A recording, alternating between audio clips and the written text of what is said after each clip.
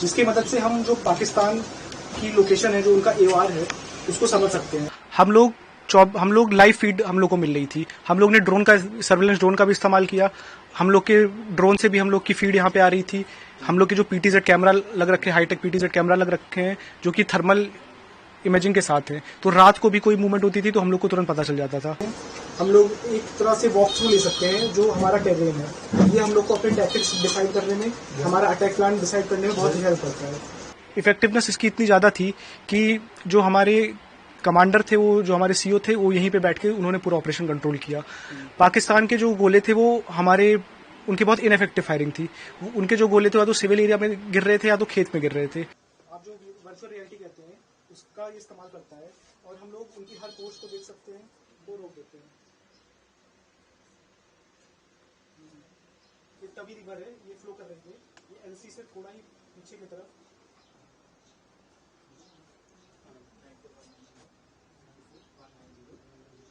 तो इसमें जो गैप्स आते हैं उसका गैप का इस्तेमाल करके वो रोक देते हैं। सर्वेलेंस सेंटर का महत्व बहुत ही ज्यादा था। हम लोग सर्वेलेंस सेंटर के द्वारा उनकी हर एक गतिविधि पे नजर रखे हुए थे 24 घंटा। वो कोई भी हरकत करते थे उसका हम लोग को लाइव फीड मिल जाती थी। तो उससे हम लोग उनकी कोई भी एक्शन के लिए रेडी रहते थे और उसका काउंटर करते थे। सर्वेलेंस सेंटर में जैसे आप देख सकते हैं कि लाइव पाकिस्तान के जो पोस्ट हैं वो विजिबल है। यहाँ पे हम लोग ने यहाँ पे उनके ऊपर बॉम्ब गिराया था। यहाँ पे आप देख सकते हैं कि उन्होंने अभी कैमोनेट लगा रखा है और ये एक पाकिस्तान की पोस्ट आप देख सकते हैं। तो अगर पाकिस्तान की कोई भी पोस्ट हम लोग को विजिबल है तो वहां पे कोई भी हरकत होती, जैसे टेररिस्ट आते या उनका लॉन्च पैड होता, तो हम लोग को उसकी इन्फॉर्मेशन पहले ही हो जाती थी। इसके वजह से हम लोग ने जो अपना सर्वेलेंस सेंटर है इसके द्वारा 24 घंटे उनके ऊपर नजर रखी और कोई भी शेलिंग के टाइम जो उन्होंने इन्फिल्ट्रेट करने की कोशिश की उसको रोका। हम लोग के पूरे फेंस के अलोंग हम लोग ने हाईटेक कैमरे लगा रखे हैं जो कि डिटेक्ट करता है अगर कोई भी मूवमेंट होती है। अगर वहां पे कोई पर्सन मूव करेगा, कोई गन लेके मूव करेगा तो उसका डिटेक्शन ऑटो डिटेक्ट हो जाता है और हम लोग को यहाँ पे पॉपअप के द्वारा पता चल जाता है। तो उसके द्वारा हम लोग ने कोई भी शेलिंग के टाइम जो उनकी इन्फिल्ट्रेशन की कोशिश थी उसको रोका और उनके हर फायर का मुंह तोड़ जवाब दिया। हम लोग को इसके वजह से करेक्शन करने में भी हेल्प मिली। हम लोग का अगर गोला थोड़ा दाहिने बाएं गिर रहा था तो इस सर्वेलेंस सेंटर की वजह से हम लोग को पता चला कि कहाँ पे गिर रहा है और हम लोग ने उसका करेक्शन देके एग्जैक्ट उनके बंकर्स के ऊपर, उनके पोस्ट के ऊपर हम लोग ने अपने गोले गिराए। तो कितनी कामयाबी से रिटेलिएशन हुआ और आपका जो सर्वेलेंस का काफी मदद? हाँ, हम लोग लाइव फीड हम लोग को मिल रही थी। हम लोग ने सर्वेलेंस ड्रोन का भी इस्तेमाल किया। हम लोग के ड्रोन से भी हम लोग की फीड यहाँ पे आ रही थी। हम लोग के जो PTZ कैमरा लग रखे हैं, हाईटेक PTZ कैमरा लग रखे हैं, जो कि थर्मल इमेजिंग के साथ है। तो रात को भी कोई मूवमेंट होती थी तो हम लोग को तुरंत पता चल जाता था। और इफेक्टिवनेस इसकी इतनी ज्यादा थी कि जो हमारे कमांडर थे, वो जो हमारे CO थे, वो यहीं पे बैठ के उन्होंने पूरा ऑपरेशन कंट्रोल किया। पाकिस्तान के जो गोले थे वो उनकी बहुत इनफेक्टिव फायरिंग थी। उनके जो गोले थे या तो सिविल एरिया में गिर रहे थे या तो खेत में गिर रहे थे।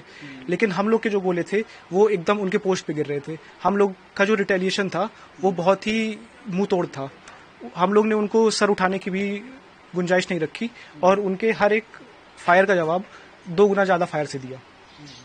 काफी में हमने देखा कि पोस्टें भी आपने डिस्ट्रॉय की। हाँ, हम लोग ने कई सारी उनकी पोस्ट पे डायरेक्ट फायर किया, जिसमें हम लोग के जो सर्वेलेंस सेंटर में जो इक्विपमेंट्स है उनका मदद मिली। हम लोग ने ड्रोन उड़ा के देखा कि हम लोग अगर फायर कर रहे हैं तो कहाँ पे जा रहा है, तो फिर जो फायर कर रहा है उसको बता के सही जगह पे फायर करके हम लोग ने RL से उनके पोस्ट के ऊपर उनका पोस्ट तबाह किया। हम लोग ने अपना मोर्टार फायर करके उनका पोस्ट तबाह किया और पीछे से RT हम लोग की मदद कर रहा था। RT के गोले भी उनकी पोस्ट को बर्बाद कर रहे थे और उनकी जो फायरिंग पोजीशन थी उनको बर्बाद कर रहे थे।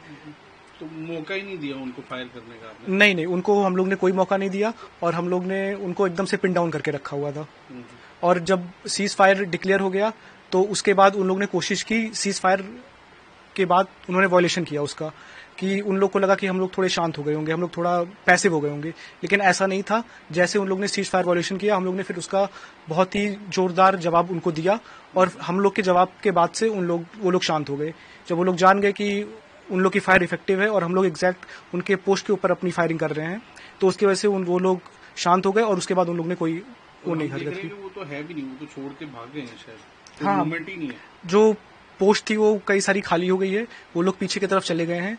जो लोग ऑप सिंदूर से पहले उन लोग ने एडिशनल ट्रूप्स मंगाए थे और इस पोस्ट को ऑक्यूपाई किया था, लेकिन हमारी फायरिंग और उसके बाद उन लोग ने, मैंने देखा है पिछले हम लोग जो सर्वेलेंस सेंटर से जो ड्रोन उड़ाते हैं उससे देखते हैं तो हम लोग को रोज उनके डी इंडक्शन होते हुए दिखता है। उनके ट्रूप वापस जा रहे हैं और ऑप सिंदूर के टाइम भी जब हम लोग फायरिंग कर रहे थे तब वो लोग वापस जा रहे थे क्योंकि वो हम लोग की हैवी फायरिंग का जवाब नहीं दे पा रहे थे। ये हमारा VR सिस्टम है जिसकी मदद से हम जो पाकिस्तान की लोकेशन है, जो उनका AOR है, उसको समझ सकते हैं। ये लाइव आप जो वर्चुअल रियलिटी कहते हैं उसका ये इस्तेमाल करता है और हम लोग उनकी हर पोस्ट को देख सकते हैं। हम लोग एक तरह से वॉक थ्रू ले सकते हैं जो हमारा टेरेन है। ये हम लोग को अपने टैक्टिक्स डिसाइड करने में, हमारा अटैक प्लान डिसाइड करने में बहुत ही हेल्प करता है।